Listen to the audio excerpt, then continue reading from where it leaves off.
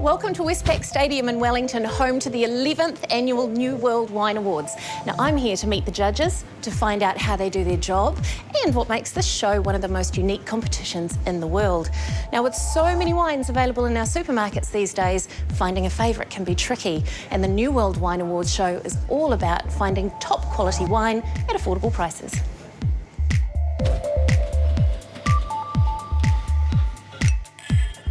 Hi, I'm Jim Parry. I'm chairman of the awards that we have here, which is the New World Wine Awards. At present, I judge around the world. I judge in London, San Francisco, China, Japan. I judge most of the New Zealand shows.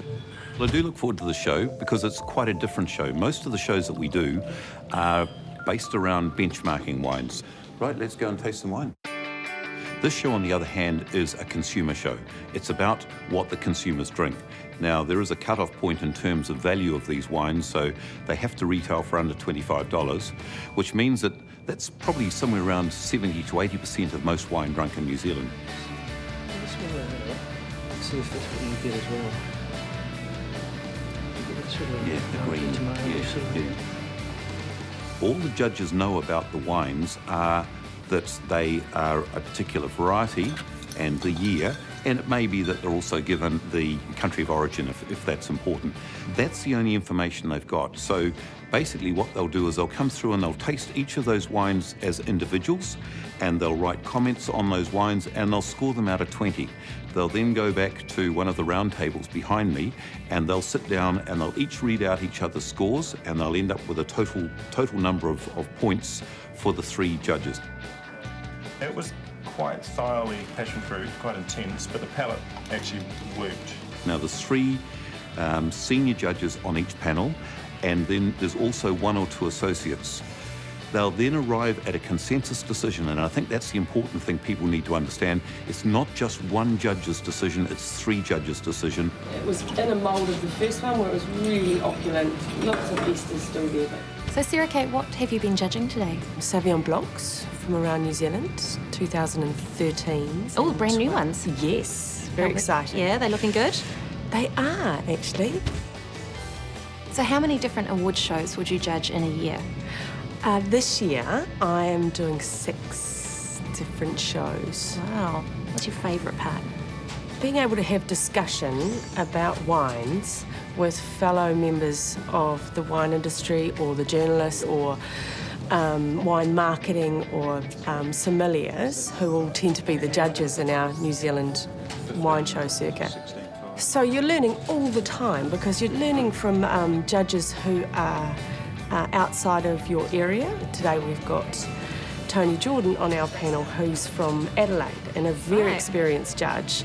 And so it's really nice to get his opinion because all of that experience that we learn, the different intricacies of wines, we can then take that back as winemakers and put that back into our own little recipe.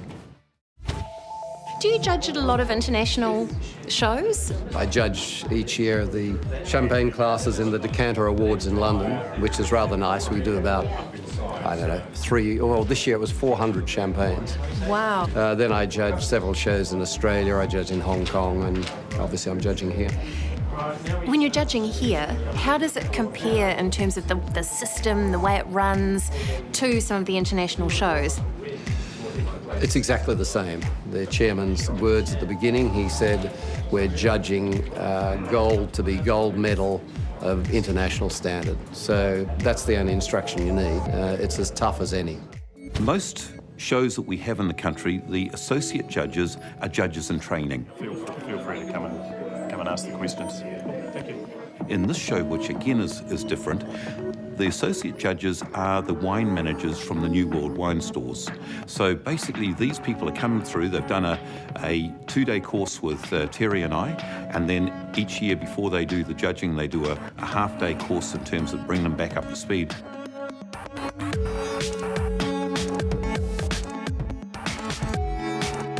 My name's David Arguso and I work at New World Stonefields. How I got to being associate judge last year. We actually came for a course based on 30 others that joined us here at the Westpac Stadium, and out of the 30 they choose the 8 based on the scores that we scored the wines on that day. So the experience so far has been amazing.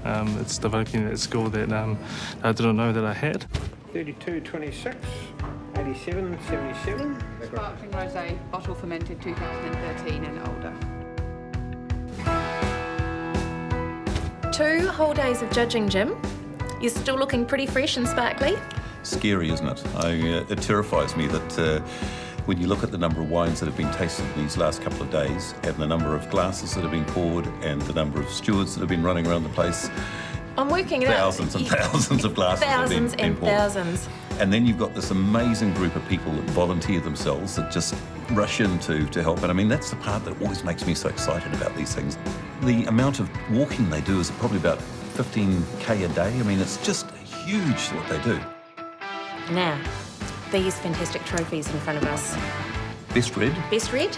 best white, and best sparkling Okay. of the show. So in just a few days, we're going to find out which sublime wines have won these gorgeous trophies. And I can't wait.